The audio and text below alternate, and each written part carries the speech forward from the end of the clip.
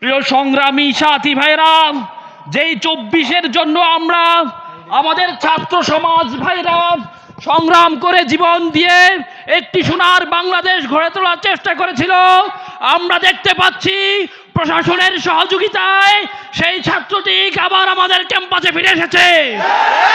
আমরা দেখতে চাই না যে 24 আমাদেরকে রক্তাক্ত করেছে সেই ছাত্রলীগ এই ক্যাম্পাসে ফিরে এসুক।